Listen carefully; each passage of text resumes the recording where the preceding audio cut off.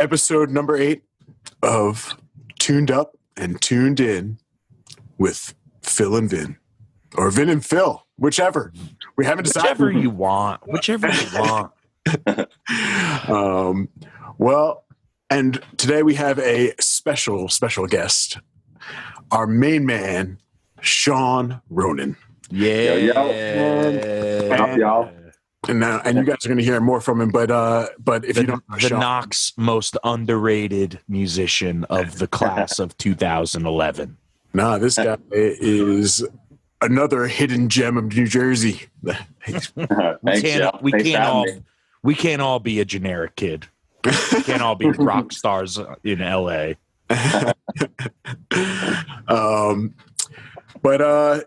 Today we're back at it talking about some solos, and that's why we wanted to bring Sean on, because Sean is definitely one talented soloist, guitar player, musician. Thank you. And when Vin and I first started talking about who we might want to bring on, he was one of the first people we thought of, and we're really glad to have him on here. So a couple of things before we dive on in. I guess first and foremost, we have a playlist called Vin and Phil Show that's on Spotify that has all of the songs that we've talked about in other episodes and all of the songs that we will talk about in this episode. So you can follow along with the playlist at the same time. And feel free to stop the episode at any time. Take a listen to the songs that we're talking about. In fact, we just had a little listening party ourselves. You're going to want to listen to at least one of these. I promise. So check out the playlist, Spotify. Next, we all are working musicians and have obviously been hit hard by the pandemic, and definitely could use a little extra love in our cups. And so if you're feeling generous and feel like you can maybe share something with us, we all have Venmo accounts. Vin and I guess Vin's is at Vin-Mott. That's M-O-T-T with 2 T's. Mine is at Phil-Silverberg. That's silver like the metal, B-E-R-G. And then Sean's is at Sean, S-E-A-N, to be clear, -Ronan, R-O-N-A-N, 1. The number, not the letter. Playing mind games with you guys. Number 1. The letter 1. Nothing gets by any of you guys because he's number 1 in my heart. And then last but not least, because we are all working musicians, we all have different projects that we're working on of all sorts. Vin just had a new EP released that he pretty much did all entirely himself from top to bottom, including writing and mixing and mastering for the first time, which is remarkable and awesome, and you should definitely check it out. I'll put the link down in the description so that you can get right to it. And I'm a pro now, so if you need, you need a record engineer, you need a mix and master engineer, you just call me up. I'll pop that baby right into GarageBand.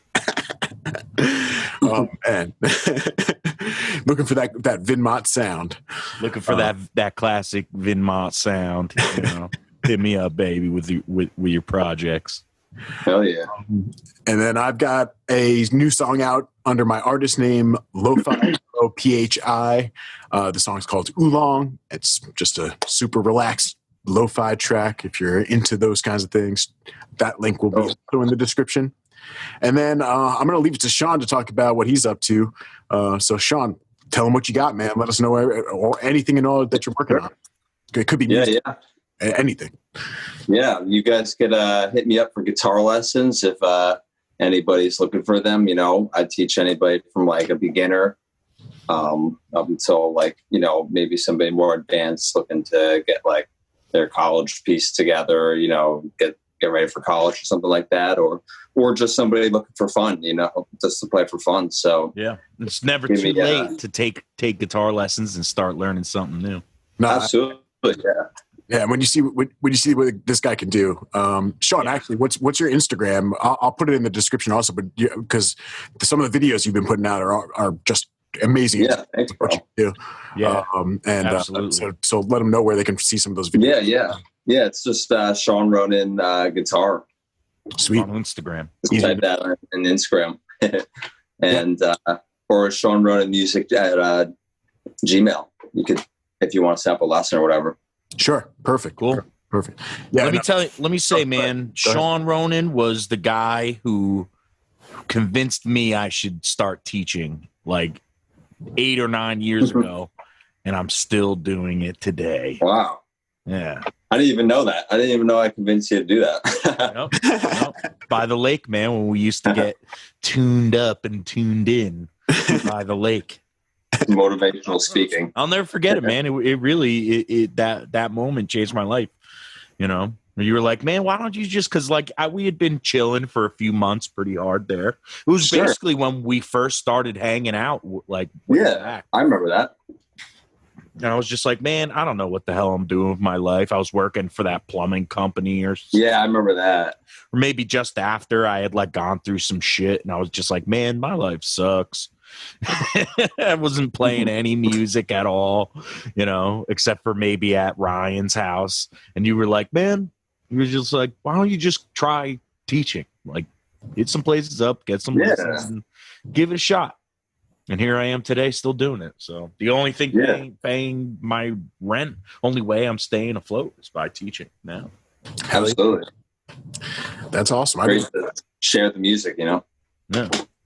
Yeah, no, I didn't know that either, man. I'm glad that means that's how Sean, you're the reason that Vin and I know each other. Ultimately, that's, you know, like that. Yeah, you met at School of Rock, I guess. Yeah, at School of Rock, but when we really, I mean, Vin caught my attention, or like as soon as we met him, just because he was already at that point, he was already starting to hustle and play gigs. He was and like he had this project, you know, and I was just getting into doing the video stuff, and I was really into trying. I'd still love to do it. I had this project I wanted to do called Alt Radio. That was just basically another source to help escalate some of the lesser known artists in the local area. And so that was still when the band was still Hot Motts. And that was when we went to Mark's house. Remember that day, Sean? Down in Newark. When we did the video in Mark's living room in Newark. Oh, yeah. I remember that. Yeah. That was you, Johnny Tozzi was still with us. Maybe Oscar. And it was Oscar and Nick. Yeah. Remember Oscar's headphones like stopped working, and he still played the solo without the headphones? Yeah. What the hell? Yeah, like something like crazy, like something where you need to hear like the whole band perfectly in time by himself. Mm-hmm. Yeah, no, it was and I guess after that was like, I guess after that, then we really started to get a lot closer. I know Vin and I after that. And then, then to eventually playing together and all sorts of projects, not just for, you know, playing with him, but then also playing the Earth Grinders ultimately, you know. Yeah, and all sorts of fucking shit. We've played into different projects now after this. And then ultimately Vin brought you and me together, Sean, because that's how I got to meet you, was through Vin. So yeah. Of course. Figure eight thing. 3 best friends. Well, now that we're all caught up, we're here to talk about some solos. That's right. I think we should definitely dive in. Before we do, there's one last thing, and it's the same thing that I asked you, Vin, last week. I'm going to ask Sean, and I guess it's kind of going to catch him off guard, but I know he's prepared for this. Sean, in this discussion about solos, we just are asking, what makes a solo great to you? Great solo. Definitely, I feel like it just has to be kind of, expressive, emotional. You know, I mean, you don't want to be just playing like fast just to show off or something, you know. I feel like I want to kind of just feel like somebody's emotion or whatever they're trying to put out there more, you know. So to me, that's like the most important thing, like just being expressive. So there's a lot of different types of solos. Like you could still be playing fast and, create a lot of excitement. Yeah. Yeah, exactly. And then, you could play slow and that could be really expressive too. So it's just, I feel like as long as the emotion's coming through, it doesn't really matter how you approach it. You know what I mean? As long as that's clear to me. So I'm always looking for that, because like if I can't find the emotion in the soul, I get kind of like I won't want to listen to it really as much. Sure. You know? Beautiful. Yeah, cool. I mean, that's all we're looking for. You know, we just find that, you know, at this point, the three of us at least are seasoned enough musicians that we've learned enough solos and listened to enough music for sure to start to recognize what kind of stuff that we're at least drawn to. And so it's, you know, there's obviously no right answers. That's why I just like to ask people, what do they look for? Because, you know, it's probably something you don't directly think about all the time. You don't always go like, oh, what do I want to hear in a solo, you know? Yeah. Or maybe like serving the song, like depending on what style you're in, maybe a good solo could have different ingredients, you know? Yeah, sure. I talked a lot about how a solo can serve the song just as well as being the spotlight last week with what I presented. Sure. I think that sounds cool. For me this week, as I started to think about what solo I wanted to talk about, I actually had some trouble. And it was interesting as I was shocked to be as troubled as I was trying to find it, especially because I was like, I mean, maybe I guess I was pigeonholing myself initially because I was like, last time I did a keyboard solo, so I was trying to see if I could maybe do not a keyboard solo. And then I was like, oh, you know, but then I shy away from things that I feel are like low-hanging fruit. But at the same time, like there's a reason that, particularly with solos, there's a reason that some of them are like notably not arguable, that like, okay, that's a great solo, you know, like, and, you know, actually the one that I was going to originally talk about was Little Wing, which I still want to talk about at some point, but I've mentioned that song before. There's something to me overall about that song. It's not for me to just talk about the solos, like not even it's like not even enough for me. I want to talk more about the song. Yeah. Solo's obviously great, and actually there's like I don't know if you've some of the deluxe editions you can hear there's like a documentary about the making of that album, and you can hear some of the outtakes of him on some other stuff and how the ideas were developing. It was really cool because it's so weird to hear it the same track and hear it with a different solo that you like so very much know. Yeah. It's definitely Jimmy, but not the solo. Yep. You should hear the outtakes from Chess Records when they did Juke. Oh yeah, I'd love to. I'll absolutely check that out. The version we know, the like official version, was a purely improvised all the way through thing. Because literally, there's 3 others that I've heard that are. It's the backing, the rhythm section is doing the same thing, but Walter is completely in a different world on each one. Interesting. No. Really interesting. No, that's awesome. It's that ding, ding, you know, that backing track on it is the same. Yeah, it's funny. Yeah, no, like I said, maybe I'll throw that stuff on just on, you know, add it to the list, you know? Add them up. But I guess this week, Vin, do you want to off? I'll start it off. I'll softball it in. All right. Let's go ahead. Lead the way, brother. So it has been, how many episodes are we on now? 8? I 9? think 8, but I'm not good at counting past 4. I'm not counting. And in, let's say, 8 episodes, I have yet to talk about blues music, which obviously is my thing. It's noted. It's really noted. I have not, and most of the time that was maybe pre well, sometimes we had themes and stuff that didn't lend itself to it. Sure. But I think it's now time to drop a blues bomb on you. Uh-oh. And so I picked a tune. Last week I did more of a spotlight on a soloist. This week I'm going to talk about a solo by the great Papa Lightfoot. Papa Lightfoot is a little known harmonica player, a lesser known harmonica player, I'll say.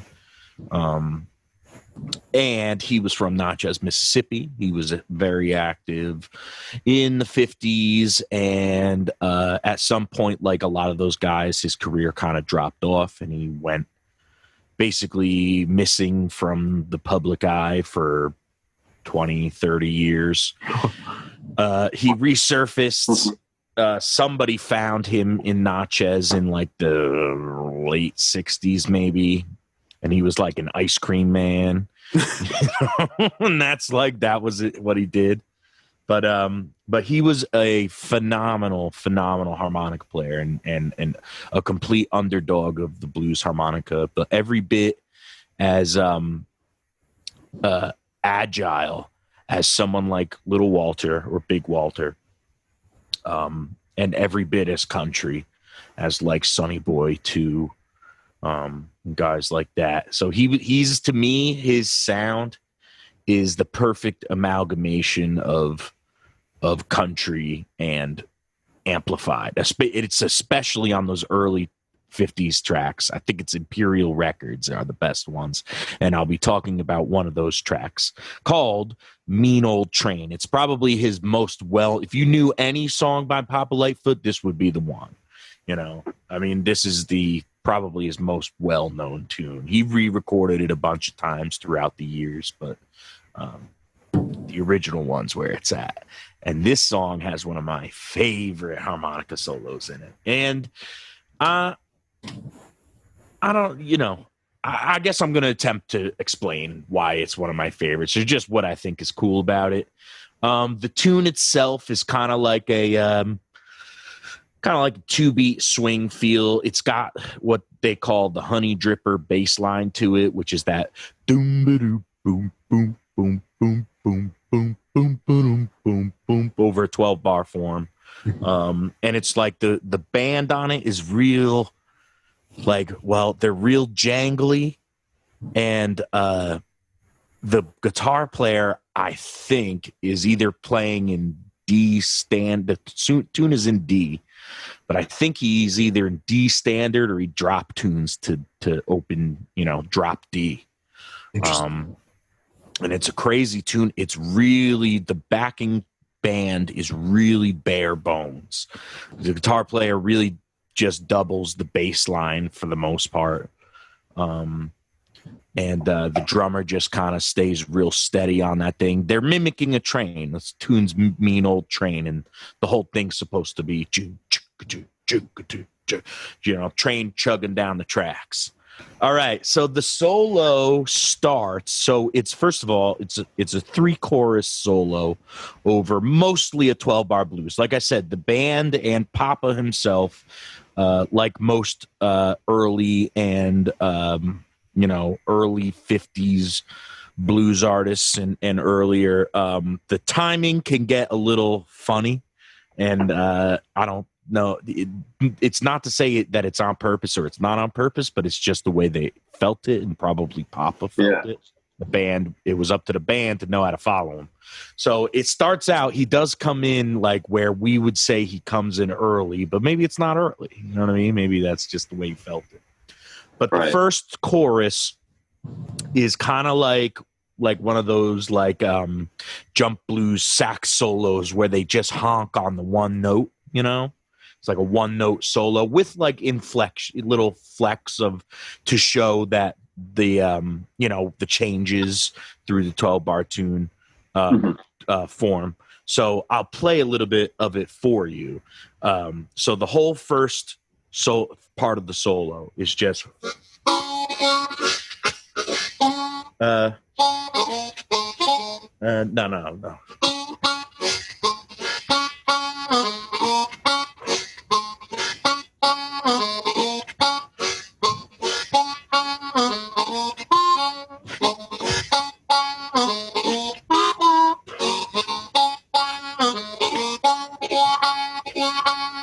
It's like very one notey, rocking that root note, right? Now real they swinging. Real swinging, real on that. How you can see like a sax player just all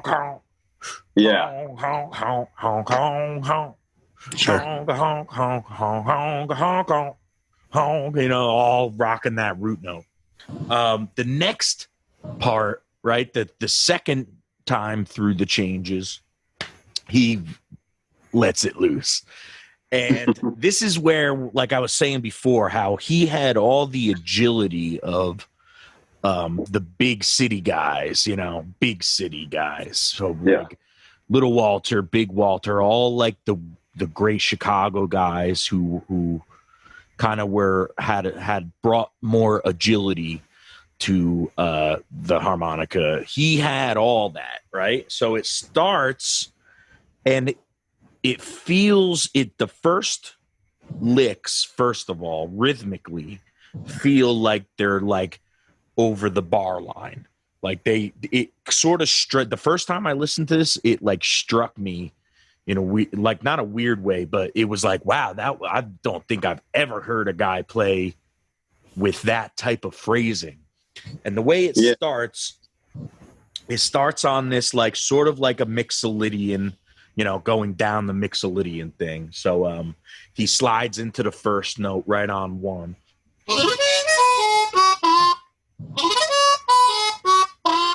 Right.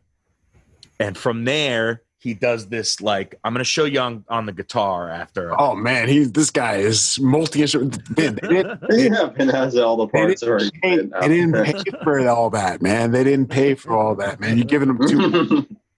You're giving them too much. So he goes down the Mixolydian, and then he does that like, I don't like, it's something that you've heard a million times, but can't put your finger on where you heard it. It's like really all it is like a chromatic step up from there. So it's like, you know what I mean? Yeah, like walk up thing. Right? Yeah, it's classic. So the whole first phrase is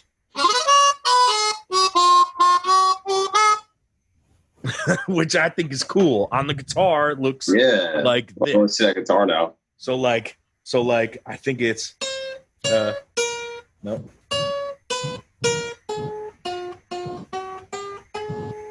Right? Sure. And then he does.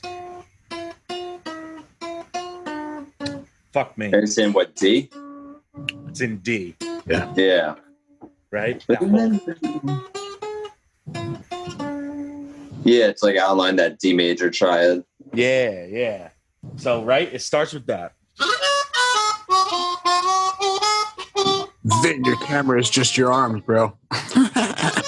That's a great lick. And then he kind of paraphrases. He starts it off like he's going to do the same thing again, but then he throws you out of left field.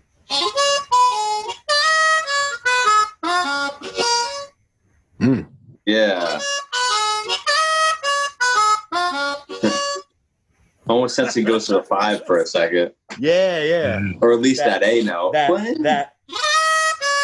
one, just that first, yeah. Yeah, so that's E. Yeah. The 9. Yeah, the 9, right now. Yeah, not the 5, right.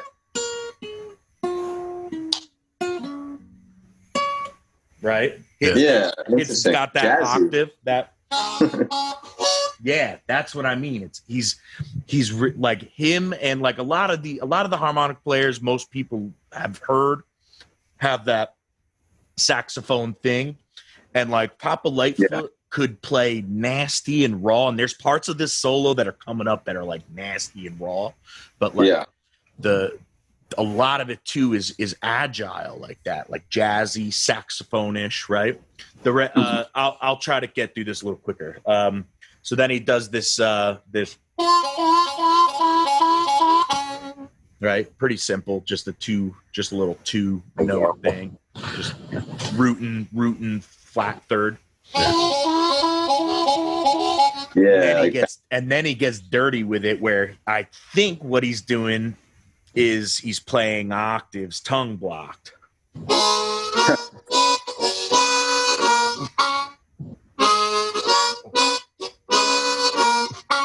Right? And then he's got this like almost, I think of it as his signature move. Like no matter what Papa Lightfoot tune I'll be playing on, like if I'm playing one live, which I do a few of his now, you always got to have this next lick in it.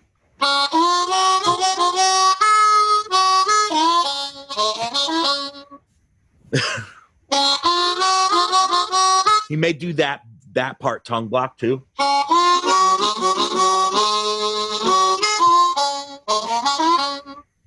Yeah, right on. And then he likes to do that root to octave.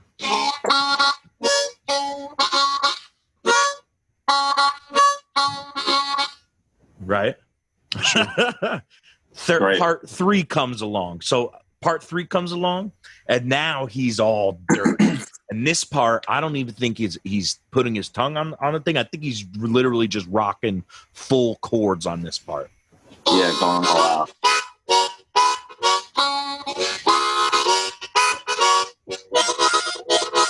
There's that part there. That's real cool. And that's your main note. So your major third. Yeah, sounds like a third. Major third, but he hits it with the tongue flutter on the bottom end, so you get that. Yeah, that's so weird. I mean, right? Picturing how that sounds like guitar. I have no idea.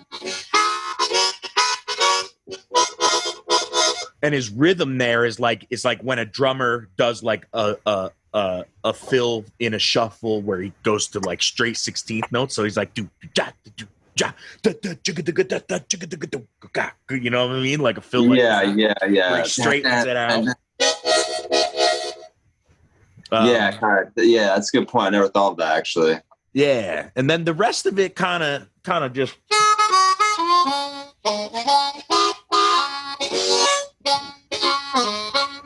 You know what I mean? And that's how he ends it. So the whole solo. What's that? Kind of simmers down towards it. Simmers down a little bit. Yeah, it kind of gives. Not too much, but just. But what a master of like the arc. Yeah. You know what I mean? Yeah. That's what I look for in solos. When we were in the discussion, you know, like that's what I'm really looking for is like you were saying, Sean, the expressiveness to me comes from, it's not about whether the notes are fast or slow. It's about more of how the overall shape of the solo goes. Does it start here and take me somewhere else? And then that's a good point. How is it developed? Yeah, absolutely. I always talk about like, if I know a solo is coming up, I tell students to if they're trying to plan a solo, because you know that when you're first learning to improvise, you don't just trust that you can just like do that. Absolutely. So if you wanted to have an idea, then like I wouldn't say think about notes. I would say think about the shape you want to have for your solo. And that's a great idea. You know, yeah. And then this solo does that beautifully. It's a great example of it. Yeah, it's a very important part of having a good solo. Yeah. Well, cool, man. That Vin, they to me too. I can't say it enough that like the first time I heard this, first of all, I was like, "Who the fuck is this guy?" Like I thought I heard them all. You know what I mean? I'm talking like 5 years ago. You know how many more there have been? Like popular. I'm like, what the fuck? How did I not know? But like, you know, at the time I was like, "Fuck yeah!" Like it was like just before I put Quit the Women out. I'm like putting out my first record. I'm fucking pro. And I was like, what? I was like, I think it was probably on one of the Facebook harmonica groups. I was like, I'd never heard of this guy, but he's got a cool, just like how I got into the blues. I was like, well, he's got a cool name. So it says not recorded in 1951 or 1952. Let's give it a shot. Now, when I heard it, I was like, everything about this is perfect to me. The band's like archaic vibe and like simplicity and like not archaic, but yeah, archaic. What's another word for that? Like raw, primitive. Yeah, like primitive. That is just I think those are probably really good terms. In fact, because I think what you're saying is just like it was like untouched. It was, you know, like it wasn't tainted. Yeah. You know, I didn't know what they were doing necessarily. I mean, it's not that he's completely an unknown. Obviously, like you can find him, you can find his music. You know, the real motherfuckers who play harp know him. You know, sure. And like, and not only that, but like his skill on the instrument, his skill and his style on the instrument are very unique. And then the thing I didn't even think I mentioned, but his tone is like out of this world, the most nasty, gnarly, amplified harmonica tone. It's just it's what I think everyone wishes they had or don't even know they want. You know what I mean? Like this is like overdrive harmonica to the max. And like I said, these were recorded in like the early 50s. I think it's Imperial Records is where the good one the good version comes from, the version I know. But badass solo. Papa Lightfoot was a badass harmonic player, one of my favorites of all time. Boom. Done. Done. Gavel. Well, and like I was gonna say, man, you know, the people didn't know that they were gonna also get a little Vin Mott show too. Like, yeah. Oh yeah, I was gonna play it all the way through, but fuck that. Dude, play it. Play the whole thing. Can you? You want me to? Do you think you can do that? You can't do it. You can't do it. I'll try it. It won't be no for no. It never is. Nothing I do will ever be. That's no for no. That's better. More feel.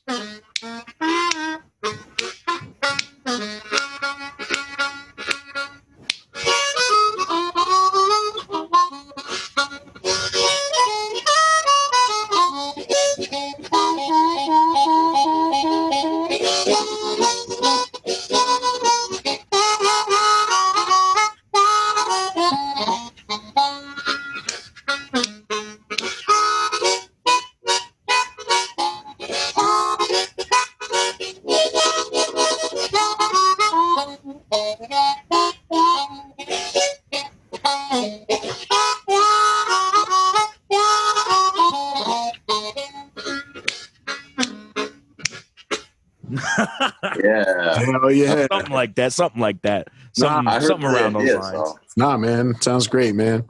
Yeah. And that was the first time I played harmonica in 2 months. No way. Yeah. The first time. That's amazing. No way. You haven't played it all? Not in 2 months. At all? Maybe like once. Wow. Yeah. I mean, I guess I the only reason I really play at all right now is really when I'm doing writing and production stuff. I guess that's or like when I've now played 3 gigs and I prepare for those. Oh, that's it. Just the 3 tunes that I've recorded in the last 2 months. Yeah. But that's it. Yeah. Like I'm talking, and I don't do like 4 or 5 takes. I do 1 take. Right. That's it. Literally everything on my record was everything you hear was 1 take. That's how good he is, folks. It's not that I'm good. I don't, you know, man. Like I mean, I've worked with people who want to fucking work that shit to the bone until it's perfect in their mind. But man, that's just not. It's not my style. I hear you and agree, brother. So ain't busting you on that one. Well, I mean, I don't know how you're feeling, Sean, but if you want to, we can pass the conch shell to you. Yeah. Let's get Roan Dog talking. Speaker of the moment. The Roan. Oh, Sean, by the way, I came up with a new nickname for you. You're no longer Roan Dog. You're Shawnee Boy Roninson. Hold on. No, wait. And you got to tell him about... That's a whole nother level of nickname there. What about Shawnee Boy Roninson? We came up with another one the other day. It's a whole other name. What was it? It was Meat. What's Meat Richards? Beef Richards. Beef Richards. And what was and Sean? Oh. Yeah, what was the name we had for Sean? Beef Nuggets? Was it? That was. Is that what? Oh. Was it? No, No. it couldn't have been It that. was something like that, though. But it was some kind of What nuggets. was it? Something, yeah, it was. Oh, it was like flavor nuggets or something. Or like, it was like something like that. You see, that's Wait, why was I here Tom. for this? Tom was the one No. who said it, I think. And I was like, yo, I'm calling Sean that next time I see him. I'm gonna have Like, to. that's going to be our stage name in Beef Richards. I'll be Beef Richards, and he's going to be Flavor Nuggets. It'll come up. Whatever it was. Yeah, it'll come to us. It was better than that. It was better than that, Sean. It doesn't. It was ridiculous, but not as ridiculous as those. Hey, I'm just glad to be part of it. And you already look like Mick Jones did, too. Hey, I'll take that as Yeah. a compliment too, you know. Well, so yeah, Hey, like those Sean. kids. Well, like I said, if you want to take it over, man, and you know, if you don't like, you know, Vin was talking about one particular solo, but whatever. It doesn't have to be that. Yeah, you want me to like pick a solo to talk about? You're saying? No, it's up to you. If you want to talk about one specific one, by all means. If you feel that you want to talk about solos in general and talk about, you know, I wanted to hear. I'll tell you what. When I was talking to Sean today about coming on. I want to hear about some chicken picking, because if you go and check out Sean online, he's been an avid student of the last 2 years, I'd say, of playing the chicken picking style of guitar.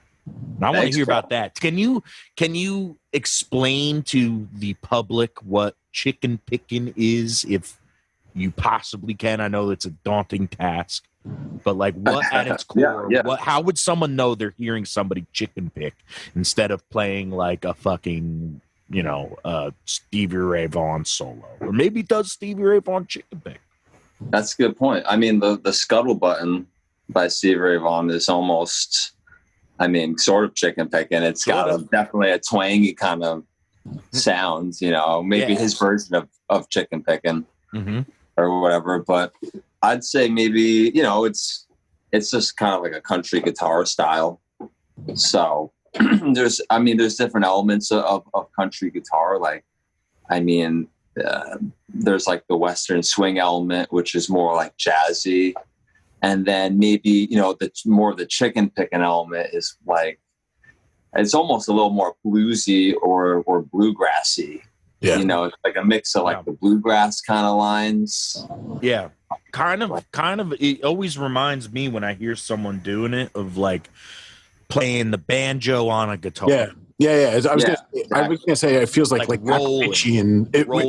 Like even though we see it in like in Texas and, or, you know, Southern style solo or guitar playing, to me it's got like the Appalachian like folk thing in general too. That like that just finger picking, but fast, like damn fast. Yeah, exactly.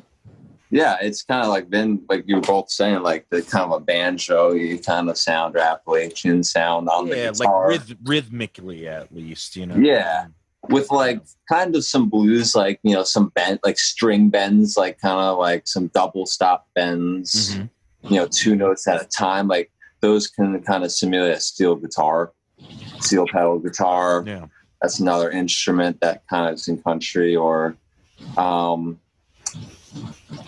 just, you know, just some regular bends that kind of sound bluesy. And also like the rhythm, I feel like, because, you know, you could be playing a country song like a ballad or something. Maybe you wouldn't really be doing chicken picking over like a 6/8 feel, you know, like a ballad or something, or you do some more Western swing kind of thing. Right. But on the faster ones, like the rhythms that you would be playing are almost like funkier, kind of like the way the notes hit are like syncopated. Yeah, they're like, that's like a rhythm. I always think of when I think chicken. Yeah, almost like rudiments, almost like marching band rudiments. Yeah, exactly. And you're doing a lot of those ghost notes because you're using like your pick, and then maybe your fingers going back. And the double stops are like flams. You know, double stops are like playing flams. Yeah, so I feel like the chicken picking rhythm is almost just as important as like just like the notes or whatever. Those phrases, those syncopated lines and stuff. You know, they're like funky almost kind of feeling. Yeah, that's kind of some of those elements, I guess. And you could still like when we play like Mojo Working or something, I could do a chicken picking solo over that, even though it's a blues tune. Let me tell the audience, I think no matter what genre you're say you go out to see a band, no matter what genre it is, if somebody does, even if it's out of context, if somebody starts chicken picking, it's always like a moment where like the crowd hears it and is like, what? Like, what? Yeah, Did you yeah, just do that? definitely. What the fuck? Yeah, like, yeah, whenever like you would do that in Mojo, though, everyone would be like, holy fuck. Yeah. Yeah, I should have done more tunes with that feel so you could have ripped it more with me. People, whenever people hear you do that, they're like, what the fuck?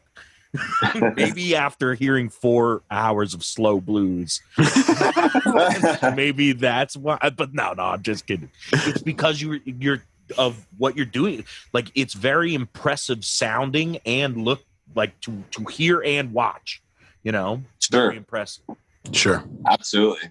Yeah, I mean those chicken picking guys like Brent Nason or Johnny Highland. Those are some of the more new school guys, and then like James Burton or Albert Lee. Those are like maybe some older guys that are real good.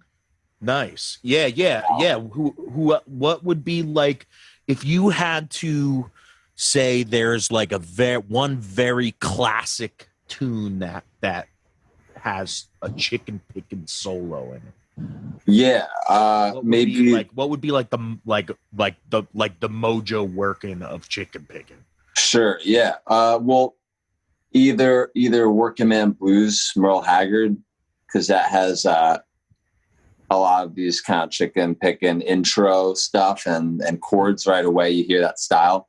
That's James Burton playing guitar, and then or Don Rich. I forgot to mention him. He plays guitar for like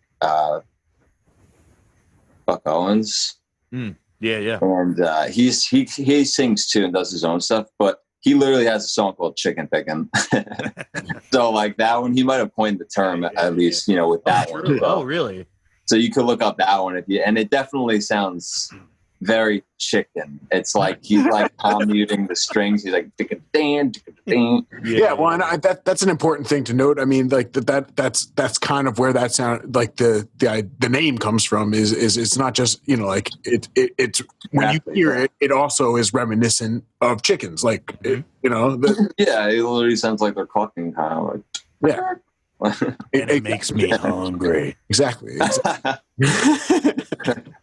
Yeah, literally, gotta write a song about fried chicken picking about fried chicken. Chicken picking fried chicken. Yeah, right there. That's the title right there. Chicken fried picking. Yeah, exactly. There's like 30 titles right there. Mix those words up. Yes. Awesome. Well, and there's to me, and you can totally correct me if I'm wrong. They're the people that I think of that are not necessarily notable, like because it's not their entire style, but like Danny Gatton. I feel like I hear him use some of it sometimes. Yeah. Oh, sure, yeah. And he can play anything, that dude. Talk about guitar players nobody knows about, or not nobody's. I mean, a lot of people don't know about. One of the saddest stories. Of course. Sure, yeah.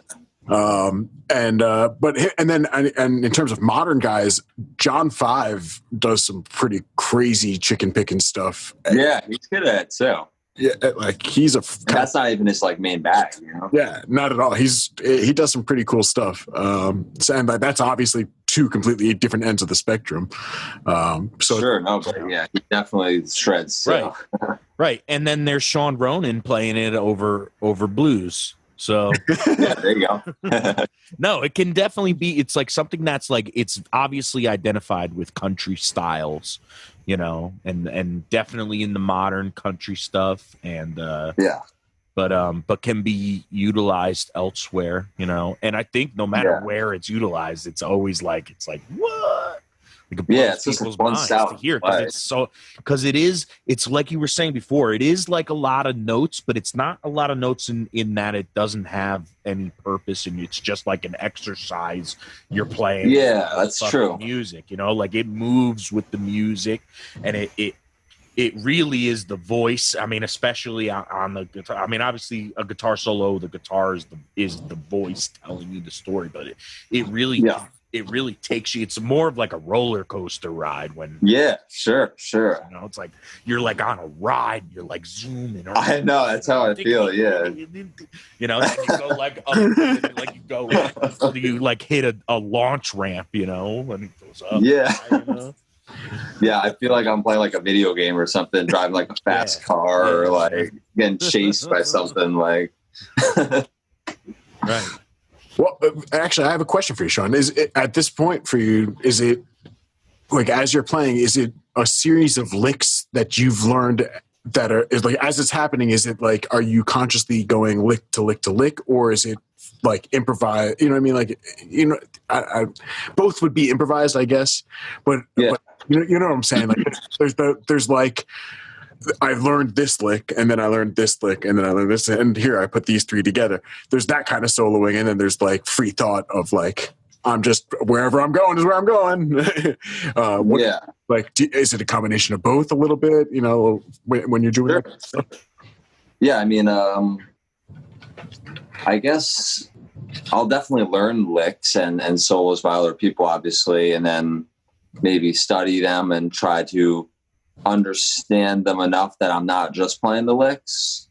But definitely when I first started playing that stuff or anything when I was younger, like maybe when I wasn't maybe I wasn't paying attention fully and I was just playing the licks, Sure. And now I try to break it down enough that I hope I can understand it enough that I might make my own licks. You know what I mean? So I guess it's a combination of both. You're almost there, but you're missing one giant step.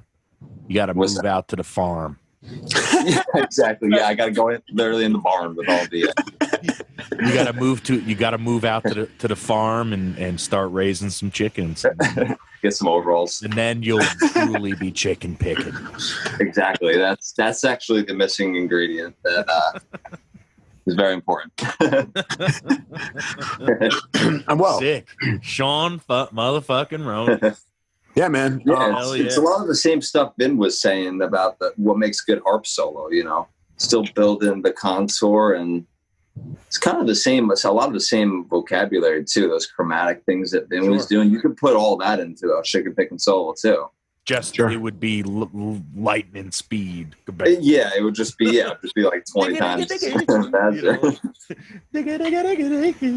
Yeah, like just that chicken picking feel, but it would work. Yeah, like ending. Exactly. I would see it as like an ending. Yeah, it would work. And they're all like 1-4-5s and stuff, just like a blues. Maybe they changed the order around and stuff, kind of like same chords, different order. Yeah, so it's a lot of fun to play, and it's easy to once you start getting a couple of the licks, you can start building your own because it's just over those three chords. Mm-hmm. Cool, so definitely. Blast. Definitely, awesome, Sean motherfucking Ronan. Yeah, thanks for having me, y'all. We gotta definitely we'll definitely have you back on for sure. But yeah, when you get a chance, you'll shoot me a couple songs over and we'll add them to the list that are just some really good examples of chicken. Sure, absolutely. I have a couple in mind. Yeah, and we'll definitely and everybody should definitely check out Sean's videos too, because thank you. If you don't know what chicken picking is, that's the quickest way. Is go just look at Sean Ronan's videos. Watch some of his videos. Yeah. And then from there to get sucked in and follow my dad because my dad shares them all. Yeah, I can't thank him enough. I always sound like, thanks for reposting, bro. Yeah, join the club.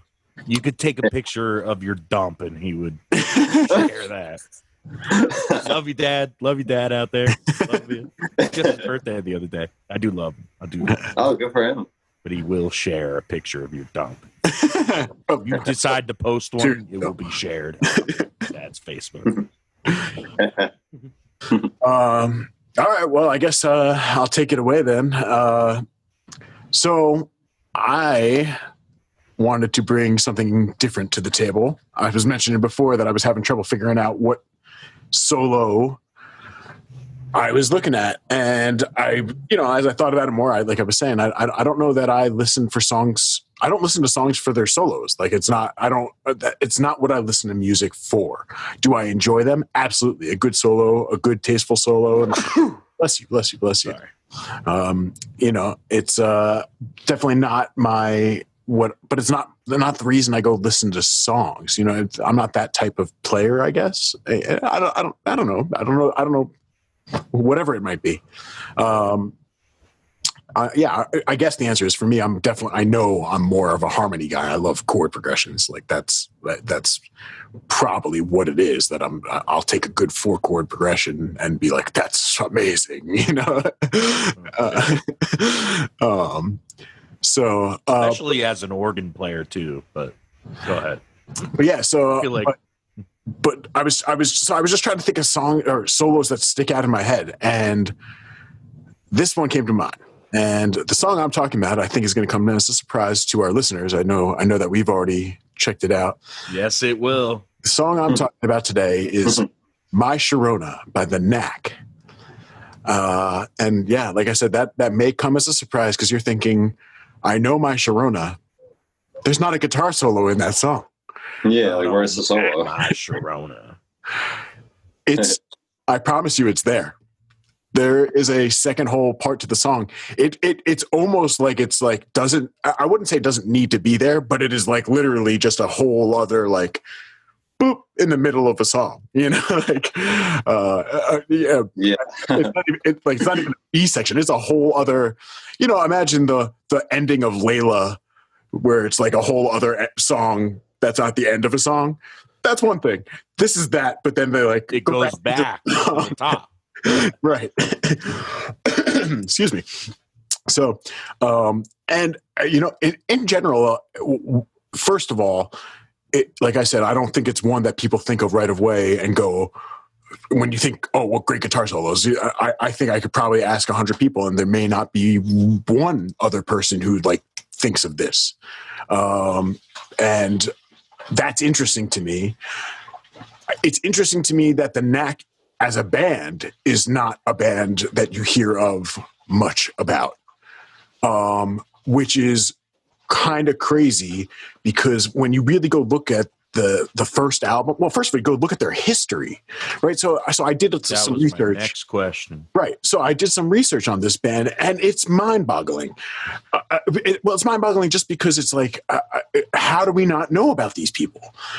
So, I'll give you here. Let me pull my notes over here real fast. So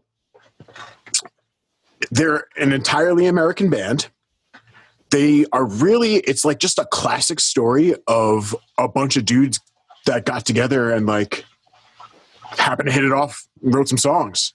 I think some of them were session musicians. Some of them are like truly songwriters. Like they were in LA to be in the industry of being professional musicians and being professional songwriters. So they were session cats, like they were all top-notch dudes. From what I gather, like I said, I'd have to go dig a little deeper on that. But based on what some of them ended up doing with their careers after that has to be what they like. And the musicianship in the music is, speaks for itself. Again, if you haven't heard, really gone and listened to the song, just immediately stop. The song is good. It's fucking. It is a really great song. But seriously, go stop the podcast. This is an opportune time to like stop the podcast. Stop it. Go listen to it now. Go listen and then come back and you'll be like, I had no idea. Yeah. But yeah, so like I said, a bunch of dudes from LA just kind of hit it off. The first two dudes, Doug Feger, he's the main writer. He wrote it with, I think, one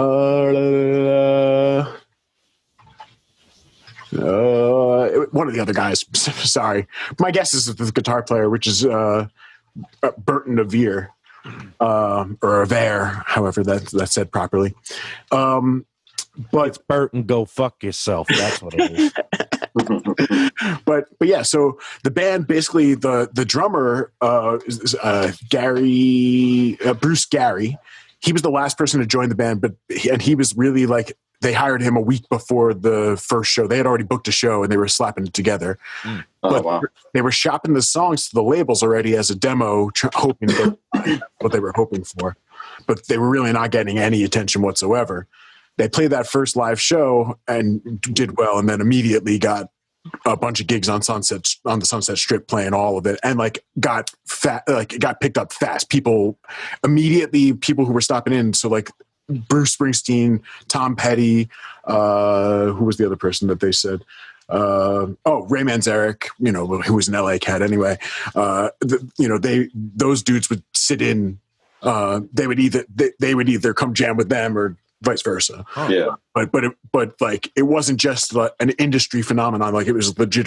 The musicians as well were like, these guys are fucking great. Yeah. And ultimately what happened is, because of that, it created a label bidding war. And there was 10 labels that wanted to sign them out of nowhere. Like, this band came from nowhere. And Capitol ended up winning the label war by signing them to the largest signing sum the label had ever offered. I remind you, Capitol Records is the company that signed the Beatles. So I just keep that in mind. Now, granted, it was a different time. It was 10 years later or so, maybe 15. But so like you'd imagine that the money would have gone up a little bit, but like, easily became the most money that Capitol had ever spent to sign it. The Knack. Band called The Knack. Yep. Yeah. So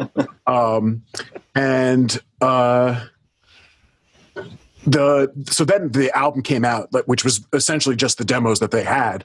And the album came out and held the #1 spot on Billboard for 5 weeks. The album. Wow. My Sharona was #1 and was the #1 for 6 weeks, and the #1 song of 1979. Oh, so okay, so this is almost 20 years later, I guess. But yeah, sure. The band itself has, if you listen to their stuff, it had for the time, a retro sound already. They were like a hint of 60s. For sure. To me, they were almost like the indie band. Like that, like the current, what we would think of, they were like trying to be different. But then the problem was that they were the biggest signing that Capitol had ever, and it kind of ended up destroying their reputation. Is kind of why we don't know we ended up not hearing too much about them. People followed them for sure, but like they kind of ended up with their reputation being destroyed. Through people also, the album cover apparently looked too much like Meet the Beatles also. So people were really down on them for being a Beatles wannabe and all this kind of stuff. And actually there was an artist, Hugh Brown from San Francisco, who started a whole thing. It was like the anti-Knack movement called Nuke the Knack. They my God. Yeah, no, people ended up being up in arms. They were really like, they thought it was just a ripoff. What I think it was some of jealousy, but because again, the biggest signing now this band came out of nowhere, and they're the biggest signing that Capitol Records has ever had. So I think that there were some of the in the industry people hilarious. The band, the My Sharona band, crazy, right? I'm telling you, they went all in. So at least they were a band. So then I guess now I focus more directly on My Sharona than just the band. So like I said, it was #1 for 6 weeks, certified gold, and it was the fastest to gold status for Capitol since the Beatles' I Want to Hold Your Hand, 1964. Wow. So I can't believe it's like I can't really believe that. Yeah, that's crazy. It's hilarious. When you put it side by side with some of these things, you're like, yeah, what? Yeah, it's blowing my mind. My Sharona. Yeah, like what? Yeah, My Sharona. And I guess it kind of keeps getting deeper. So Doug Fieger was one of the main songwriters. He was 25 when he met this not when he wrote the song, but when he was 25, he had met this 17-year-old girl named Sharona Alperin, who ended up inspiring. He went on this like fever pitch 2 month long writing spree of just writing songs about this girl. Like just crazy. And they ended up actually dating for 4 years. But so Sharona is a real person.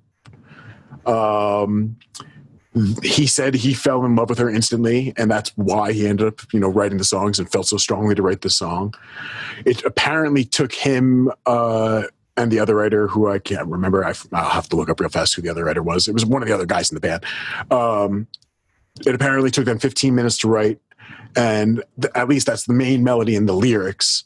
And they argued over using Sharona's real name, but Feger was like intent on making sure that he professed his love. He wanted to he was like, I'm saying how I feel, and that's what this is. And so it was, he went with tale as old as time. Exactly. It's almost comical, but at the same time, like the guy was a top-notch songwriter, it sounds like, and be able to put something together that was able to accomplish both what he was trying to do and be a commercial smash. To continue on, Sharona and they ended up never marrying. But like I said, she was on the album cover, the single cover. It's actually a picture of Sharona, the woman. And then she went on to just become a very, very successful realtor in LA.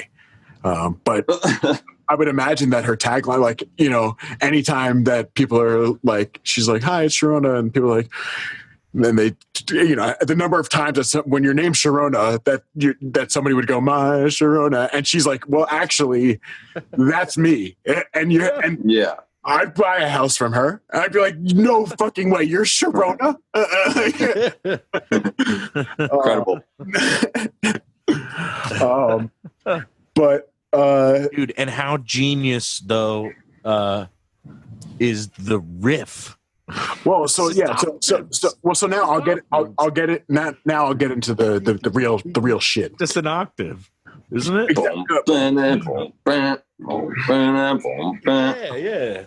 Yeah. But okay, so check it out. Check out where it came from, right?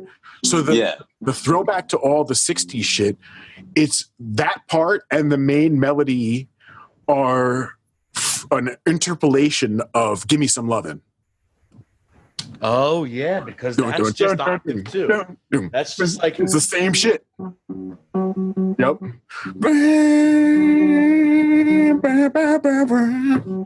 Yeah, you're right. Fuck, you're right. Right. So makes sense.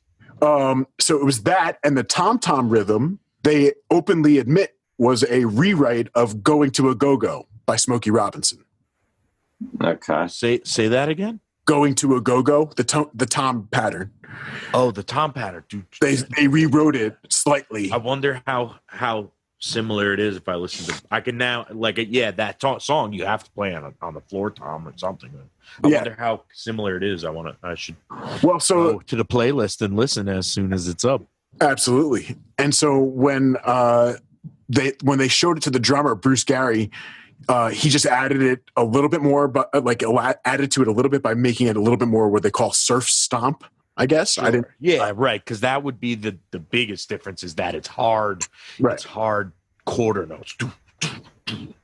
Like might be playing eighth notes, but the accent's hard quarter. Sure. Yeah. In the drum beat, Sure. Going to a go-go's like he's like riding it. Yeah. Right. You know what I mean? Okay, He's like riding the tom. Interesting. And that's the drummer's perspective right there. No, that's what I want. That's awesome. That's what I love. I love being able to have different musicians on that are, I wouldn't have known that. Yeah. And Bruce Gary, the drummer from the Knack, he says that the biggest thing that made it like the key is the flam that happens, I guess, on the snare.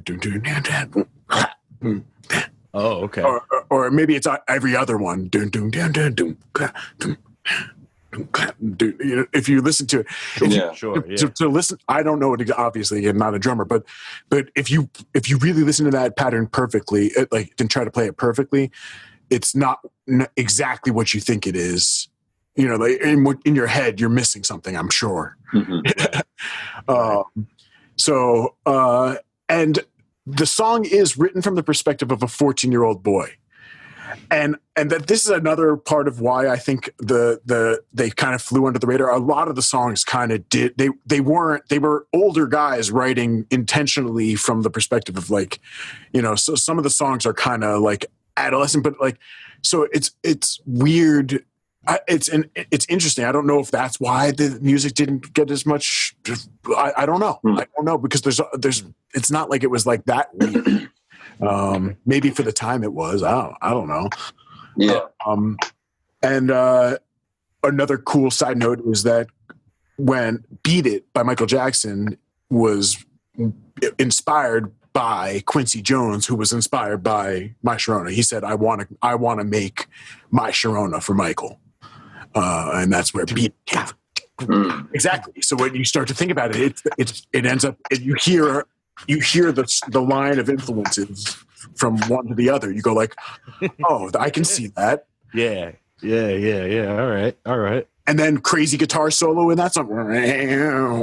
Yeah. Really crazy. Yeah. Is that the Van Halen one or is that the other guy? Like him. If it's not Van Halen, it certainly sounds like somebody who was doing a good job. I think that's the Van Halen one. Yeah. Beat It. Yeah. Van Halen. It needs to say I'm only doing it once. Yeah, I think they said that his amp exploded in the studio too, and it was just made it extra cool. You know what I mean? They're like, oh my god, it broke. But anyway, it was fire. Put "Beat It Up" on there, man. Put "Beat It Up" on there. Sure, anyway, sure. My Sharona. But yeah, and that's my basic rundown in terms of information stuff. To talk about the solo itself, I won't get too technical. To me, again, I'm not a guitar player. The main thing is just that it is. Am I going to say this is the greatest solo of all time? No, but it is certainly worth mentioning. If you're a fan of, now that I've heard it, if you're talking about, in my opinion, and I know I'm going to hurt some feelings right now, but if you're willing to call out Freebird at every show you go to because you want to hear somebody play the solo, then you haven't listened to the Knack. Because check out My Sharona, and I promise you there's some better parts, if not very similar parts, that are in this solo that are way more peaceful or cooler in this. And I think there's some parts of this that are truly, really technical stuff. The reason I knew about this song, obviously I knew the song, but the reason I knew about this solo is because a couple of years, I guess a year or two ago, I played a gig with Ginty where Ginty played drums. And you told me about this. Yeah. On this, he didn't play. Mark, who's on Mark played guitar, and I just listen. We all know how amazing Mark is, and he definitely got it down. But I know he worked at it, and knowing that he had to work the way he did, just makes me go this had to hurt freaking hard. This has to be intense. That episode we did with Mark was pretty good. Oh yeah, no, we'll have him back too. He can talk about some soloing, that's for sure. If we want to get him down some soloing, But yeah, there's, from what I could hear, a whole lot of pull-offs. It's a full education on pull-off runs. And correct me if I'm wrong, Sean. If that's what it was sounding like to me, Yeah, definitely. But it's a long solo. It's a long solo, but it goes through a bunch of sections, and the band definitely plotted out certain things or they at least knew to follow each other in the studio on some hits, because there's definitely some locked in parts where the solo was clearly I'm playing this line and we know we're entering this new section of the solo. Right. I didn't. I can't really find information about any of it, dude. I swear.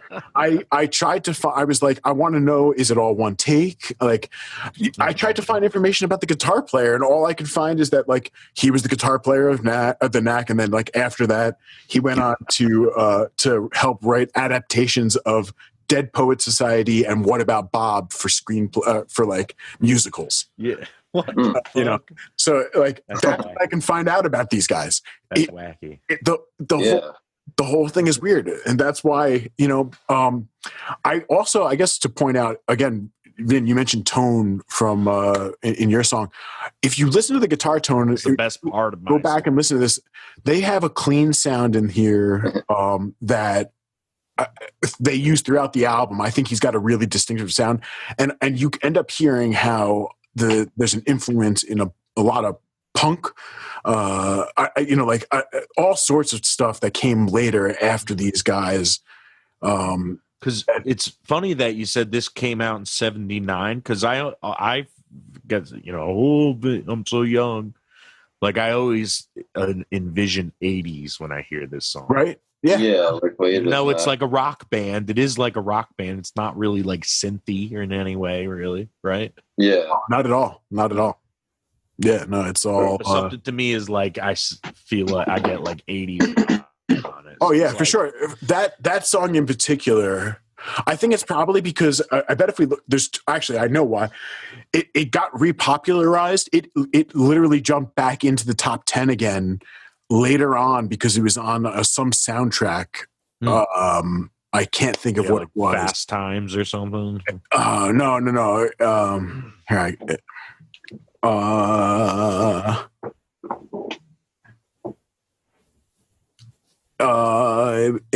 Reality Bites.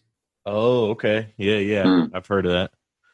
It was on the Reality Bites soundtrack, and that put it back into the top 10 on Billboard like many years later. That was like the 90s. So like that I think that that's part of what it is. And I bet if I look again also, the music video probably came a little after it also, and it's probably like we're familiar with it because it got played on MTV at some point, even though it was way after the song had been out, Right.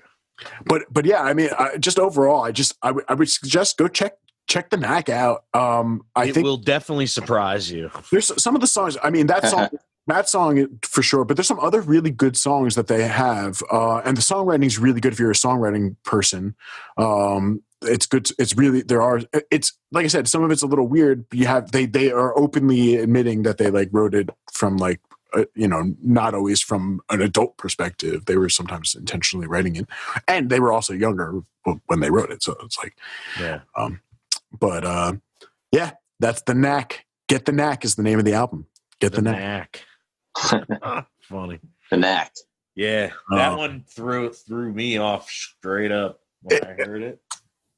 But it's like Mandela effect. I was like, I had no clue the song even had a song. Right? It's same. I don't know why that is I guess the radio edit must not. I mean, I'm sure the radio edit doesn't have the whole solo. I'm sure of that. How long is the song with the solo? Is it long? Is it like 5 minutes? Almost. Yeah, it's like 4:55. So yeah. So I mean, like I said, there's no question that it right radio edit is. That's the only time I probably heard that song is on the radio. Right. Yeah. So it makes sense maybe in movies for like a clip, Sure. Yeah. That famous like little the chorus or whatever. The shortened version I can see is 4 minutes. So that may be that's like either all of the solo or at least a significant chunk of the solo. Right. The solo seemed pretty long. It is. That's the only thing I can say. If I were to give it, one check against it, it loses some steam here or there. It does. Here or there it does lose, but it's the nature of it just being a long solo. And it's hard to keep it all going. Yeah, we all know what that's like when you're like, I gave you some really good ideas, I got to dig a little deeper. I'm sure I got something in here though, yeah, right. I feel that. But check out some of his other stuff. In terms of tasteful playing, and playing to the song, the other songs that have solos are equally as tasteful. They really are. I can't believe. I'll say it again and again. I just can't believe that people don't talk about these people, and that he's not a guitar player that people talk about. And interesting. Gonna have to check them out. I haven't listened to them. Yeah, no, I only know that one song. No, that's most people are just totally. And I think that most people, if you ask them who wrote My Sharona, wouldn't. I don't even know. I didn't know probably until right now. I don't know, the organ player at Shea Stadium, maybe. That's probably where I first heard it.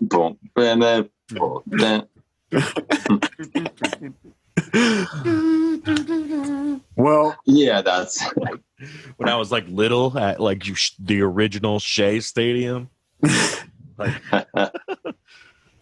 Well, I thought that was pretty dope. I think that pretty much does it, boys. Yeah, no, I think we talked about some. We hit all the marks today. We were all over the place in terms of genres, and we always say like, "Oh no, this week we're going to be quick."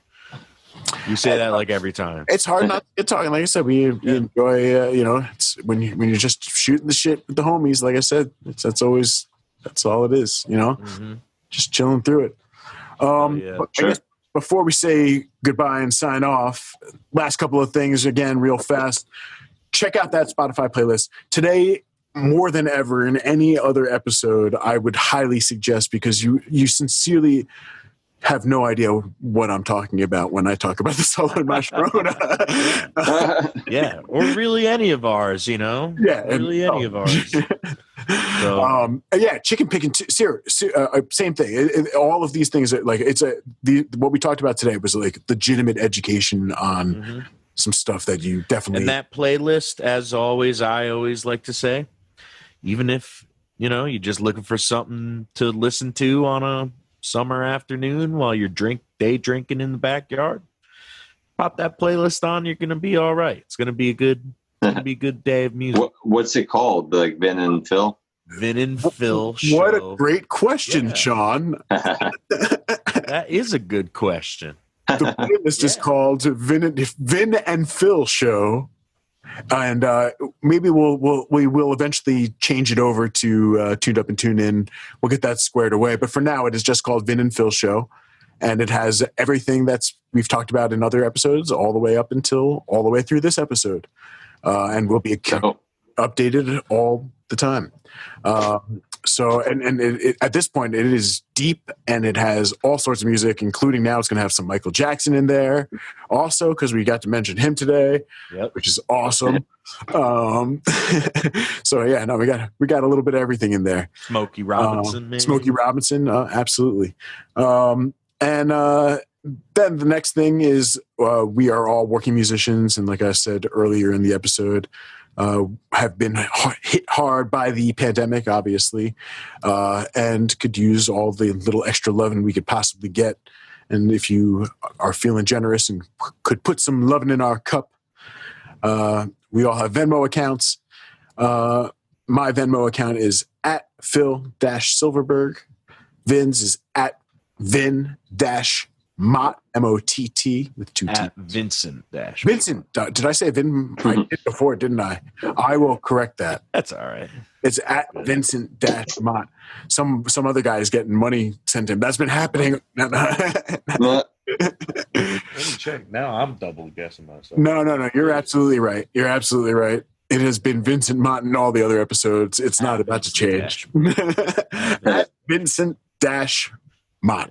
M-O-T-T. I hope I didn't screw it up before, but I name my mother gave me. That is correct. And of course, at Sean-Ronan1, the number one. Number one hippie in all of Pequannock. That's right. That's Sean, S-E-A-N. Number one. Number one. And so, like I said, if you're feeling generous, throw some little extra love our way. And thank you. Last but not least, we all have some music and projects that we're working on, all sorts of stuff. Vin has a new EP out, and a link to his Bandcamp will be in the description. I have a new song out under my artist name, Lo-Fi, called Oolong. I will also link you to that in the description. And Sean, I guess if you want to real fast plug yourself again, please do take this. Sure. Yeah, go ahead. Yeah, you can check out my Instagram, Sean Ronan Guitar. Or if you want to get a lesson, hit me up, Sean Ronan Gmail. And I provide a stress-free lesson. You know, we have fun. You don't have to take it too seriously. You can tell how angry he can possibly get and how difficult taskmaster. Some people get stressed Sean out, was, I was in a band with Sean for like 6-7 years, and he was nothing but an abusive tyrant of a band leader. He whipped me in the van on numerous occasions. So buyer beware. No, I'm just kidding. Like I said at the beginning, man, I got a lot to thank Sean Ronan for. Sean Ronan, when we started the band Hot Mott's Rhythm and Blues Band, basically we started it together. Yeah, I know. Yeah, I remember that. We've pretty much been playing ever since. Sean is still the reigning longest member of the band. And we have played many shows. We've been on the road. We could say we've been on the road together. Absolutely. Nah, man. Yeah. Nah, that Sean's the real deal. There ain't no doubt about that. Seriously, everybody, you should, if you haven't checked out his videos yet, because we keep talking about them, go check them out. I promise you won't be let down. And it's worth checking them out. And you probably want to take some lessons. I'm telling you, if you're a guitar player, if you want to get, thanks, bro. Yeah, I've seen you do all different genres. You clearly know what you're doing with different tones. Like people could take full lessons on just getting tones, and and that would be fun. Yeah, I mean, hell yeah, man. Maybe, and that's another. We could talk about that too. Maybe we'll do something with you and Mark.